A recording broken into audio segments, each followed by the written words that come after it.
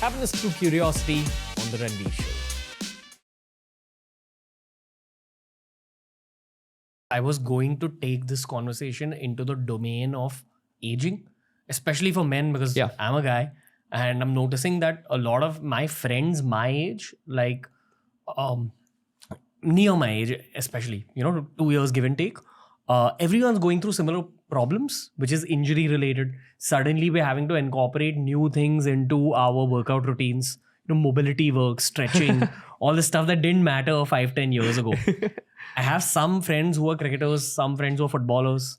They're all going through parallels of the same at a much higher level, at like a pro athlete level. Yeah. But all the guys in and around age 30 are going through some mental challenges. Everyone's suffering with something for sure.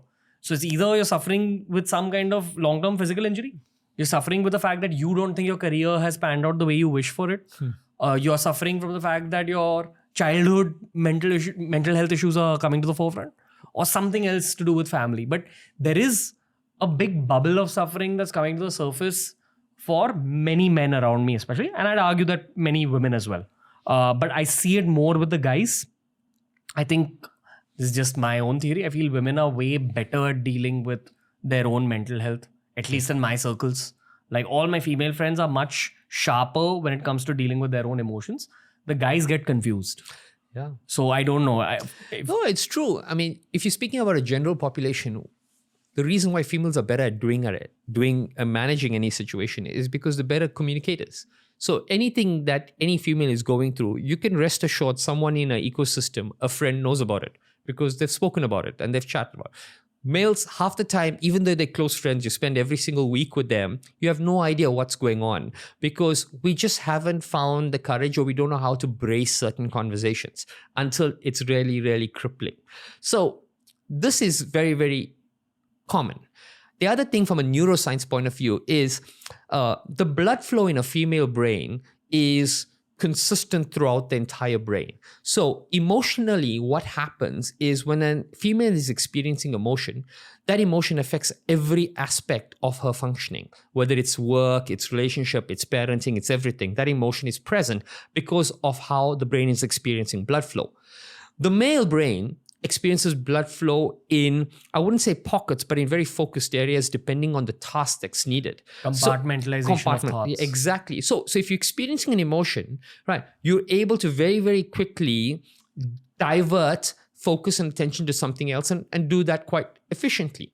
So what's happening is because something is not prevalent in our ecosystem or in our thought process perpetually throughout the day, we kind of forget about it or we sweep it under the carpet. Females, because it's present, they're constantly looking for that solution. And sometimes that solution is in how they speak to each other. So what you've noticed in terms of males versus females is also neuroscience and neurobiology in how we're functioning. And there's an interesting way. Now, because we divert, what males figure is we think we've forgotten about it. But it's not. It's just there. And at some stage, we'll get back to it. And it could be tomorrow, 6 months, 1 year, 10 years later. That's the problem, is that we have no ability to understand and process and disseminate it in that moment, which is why it affects us much later. If you keep brushing things under the carpet, eventually the carpet will tear. Yes, for sure. This is what I'm seeing with so many guys. I don't know. Again, it's an early 30s observation. Everyone's mental health issues are coming to the forefront and childhood issues are coming to the forefront. Maybe they have a positive relationship with the parents now, but they probably didn't have one while they were growing up. All that's like bubbling up. It's causing a lot of, I don't want to call it trauma, but existentialism, reflective conversations around me.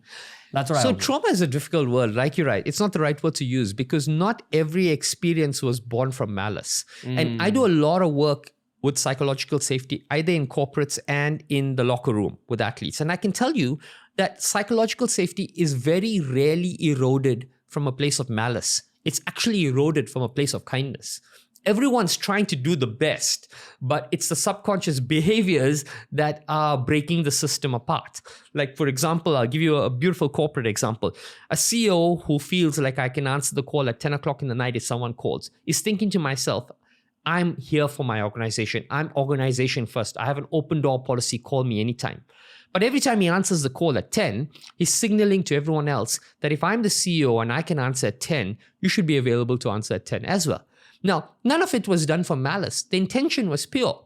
But the subconscious ripple signal from that behavior has eroded safety in the organization, where everyone needs to be fully alert 24/7. It's as simple and as subtle as this. This is the thing with child psychology, and this is the thing with any psychology, is it's very, very subtle. Very subtle.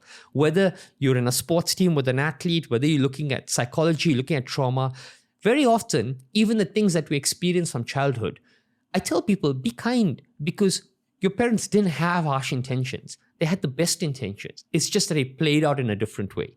Sometimes the number one childhood trauma we find in athletes and in corporates is called subjugation. Subjugation means you were told no a lot. Every time you wanted something, you were told no. Now, when you peel below the layers of it, what happens is you were told no, not because they didn't want you to do it, but because they didn't have the resources to give you that opportunity. We all know this. We've all gone through this, where you wanted something, your parents said no, not because they didn't like you, but because the resources weren't available. The byproduct of subjugation 20 years later in life is that in a corporate, when you're a leader, every time someone tells you no, you have an inability to perceive why they're saying no, and you go hard to prove them wrong. So you feel like I have to prove the whole world wrong, and that's the attitude you show up with every day. Now, it wasn't born from malice. It was born from love, but the manifestation of it is that the whole world's against me. I see this a lot with LeBron James. I remember after the Lakers won their championship, he said, "It's about damn time someone puts respect on my name." And this is the point in human history where he's already regarded as the greatest of all time. Of course. You're already the GOAT. I love you, LeBron. Like, with my whole heart. You've taught me so much about life. But there was no need to want respect. Yeah. Forget asking for respect. Why does your heart want that respect? You're LeBron James. Yeah. And that got me thinking a lot. I thought about him for the next 3 to 4 months. In terms of why is a guy like that asking for respect? He's LeBron James. He's the new Michael Jordan in so many ways. Yeah. And even he feels like that. It's got to be something that went on in his childhood. For sure. It's probably subjugation. It's, what you're saying is so interesting. I've had the privilege of working with some real GOATs in many, many fields. And, I've noticed something really subtle with them. I spent 6-7 years on the tennis tour. And when I was there, Rafa and Federer were the two GOATs on tour everywhere. And Rafa was amazing. Federer was amazing. But, and I saw this and I recognized this when I spent a lot of time doing some work with Mr. Bachchan just down the road for many, many years. And I realized a GOAT, we use that term to describe what they've achieved in life. Okay. But there are two categories of people. There's a category of a person who's achieved a hell of a lot, but needs the world to recognize it. And there's a category of a GOAT who's achieved the same amount and knows it. And they walk into every room, not trying to be recognized as a GOAT, but realizing that the 10 seconds you spend with them is going to change your life. So all they're trying to do is make that 10 seconds worthwhile for you. There are a few of these people who rise to that level. And those, in my opinion, are the real GOATs. Damn. Yeah. Oh, and if LeBron James was not able to reach that. It's hard. And I'm sure he's there. I'm sure he's there in certain ecosystems. I'm sure he's there in certain environments. But I'm saying it's not about your achievement. It's just a level of maturity that comes in from the programming of your environment. When your environment constantly gives you the safety and allows you to thrive in your achievements, you don't look for it outside. But if the ecosystem is not allowing you to thrive in what you've achieved, then you're always looking for those signals. Hey, if you enjoyed this clip from The Ranveer Show, we've uploaded a ton of other clips related to a ton of other topics. So explore the channel because there's something for everyone.